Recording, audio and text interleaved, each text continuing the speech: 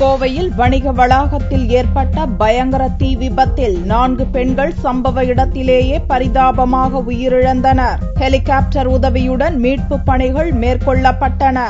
கோவை அவிநாசி சாலையில் 3 மாடி கொண்ட வணிக வளாகம் உள்ளது.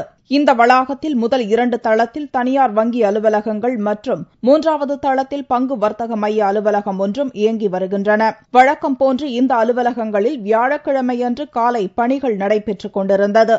இந்நிலையில் முதல் தளத்தில் இயங்கி வந்த தனியார் வங்கியில் தீ ஏற்பட்டுள்ளது.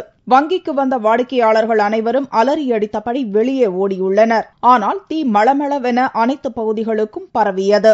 தகவல் அறிந்து 20க்கும் மேற்பட்ட தீயணைப்பு வாகனங்கள் சம்பவ இடத்திற்கு விரைந்து வந்து பல மணி நேரம் போராடி தீயை அணைத்தனர். இந்த தீ விபத்தில் 3வது தளத்தில் பணிபுரிந்த பங்கு வர்த்தக மையத்தின் ஊழியர்கள் கீர்த்தனா, ஸ்ரீலட்சுமி மற்றும் துப்புரவு தொழிலாளர்கள் மேகி, விஜயலட்சுமி ஆகிய 4 பெண்கள் உடல் கருகி சம்பவ இடத்திலேயே பரிதாபமாக உயிரிழந்தனர்.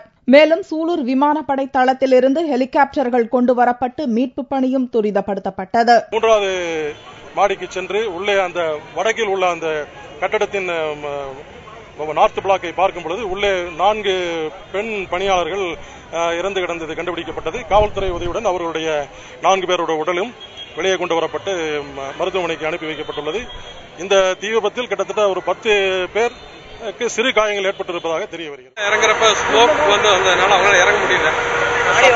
சஃபகேஷன்ல ஒரு பொண்ணு கீர்த்தனாங்கிற பொண்ணு பாடி எடுத்துட்டு போறத கன்ஃபார்ம் பண்ணிட்டோம். இன்னொரு ஸ்ரீலட்சுமிங்கிற பொண்ணு ஐடென்டிஃபை பண்ணணும். அது போக ஸ்வீப்பர் ஒரு லேடி வந்து மிஸ்ஸிங் சொல்றாங்க. We need to identify the body.